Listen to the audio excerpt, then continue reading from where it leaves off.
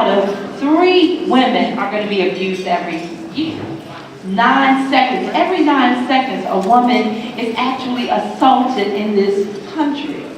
We have got to stand together and put an end to abuse. Not just for the women, but for the 1 out of 4 men, 7 men, 1 out of 7 that are being abused. We are truly, truly blessed and grateful to see the outpouring today. Because if you are a resident of Prince George's County, which I proudly am, are you all residents of Prince George's? Let me see your hand. Okay, yeah. Prince George's County represented. We need to represent when it comes down to the laws to protect innocent children, women, girls, and those that are underserved. Because right now we are #1 leading the state in homicides related to domestic violence. And that is totally unacceptable. What can we do? We can be the change the world is waiting to see. We can stand up, we can speak up, and we can tell the story. Because I saw someone in the store, because I wear these purple ribbons throughout the month of October and year round. And she said, oh, domestic sexual violence and domestic violence has purple ribbons? I thought that was only for breast cancer. I said, no, but we stand with our sisters and brothers that are dealing with breast cancer. But this ribbon is for domestic violence. Because we have an epidemic in our country where women and girls are being abused, and their teenagers as young as 12 years old are now experiencing it, younger and younger. So as I was sharing the story, it just opened a conversation that we all must have. We must have it in our churches. We must have it in my sororities. Ooh, Delta. And to my sisters in Zeta Phi Beta and Alpha Kappa Alpha and all these other organizations, my male groups, my government officials, our church leaders, we have to talk about this.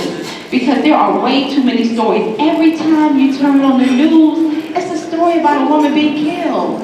It's a story about a young girl being assaulted. And we are definitely in position to make a change in our community and in our country. So, I don't know if did you all hear our theme song, Sisters for Sisters? Yeah, did y'all like it? We've had that song for about a year, and when we wrote it, I didn't know how it was going to turn out. And this morning, I didn't know how the weather was going to turn out. Every news channel said, oh, it's going to be torrential rains, it's going to be so horrible. Saturday morning, I said, Lord, please have your way. Please get everybody there safe. Please make a way out of no way. And did he show up? Did he show up, y'all? I mean, every station said, oh, it's so rainy. I was like, oh, no, Lord. Help him, Jesus, because I know we don't show up when it rains. But I don't care what's happening on November the 6th. I expect y'all to show up. I don't care if it's rain. I don't even care if it's snowing. We got to vote. On November the 6th, show up to vote no matter what the weather. Amen.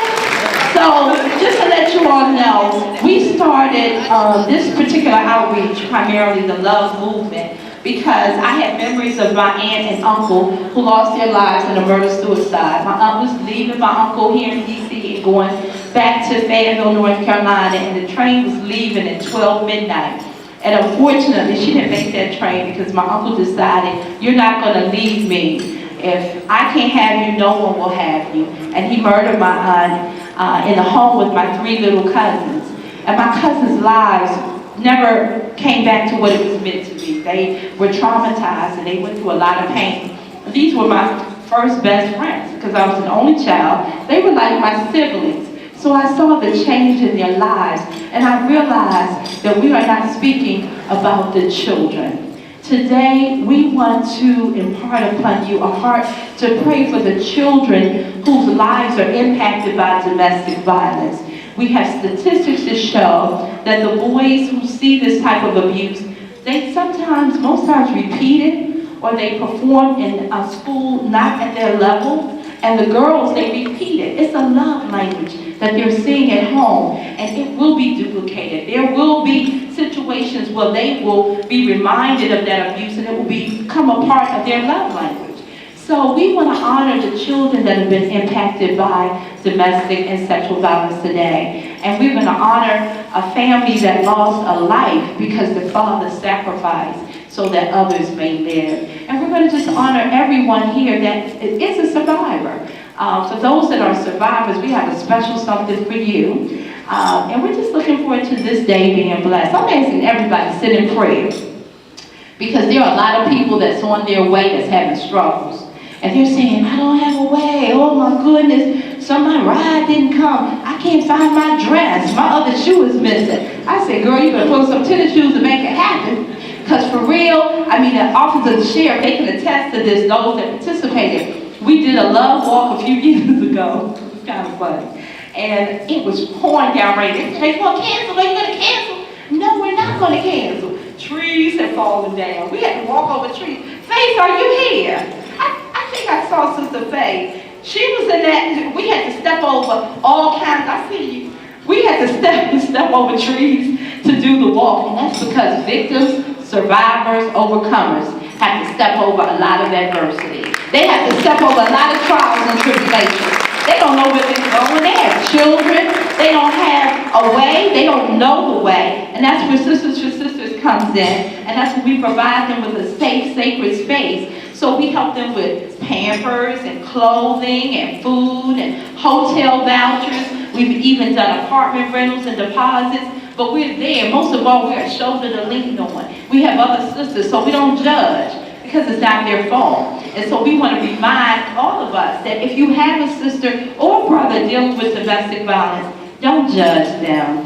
Love them. Embrace them. And they may go back and forth a few times, because the average is 7 to 9 times they're going to return. But each time they come back, still have an open heart. Don't say, girl, you're so crazy. What you doing? Don't you know you're crazy? We know we're crazy. But how many crazy things have you done? You can't judge. None of us can judge. Because we're all on grace and mercy. But I thank you all so much for giving us this time and for honoring us today with your presence on this Saturday morning. I could be at my homecoming event. I could be hanging out with my sorors and doing some things. But God said, make sure you keep your purpose in perspective.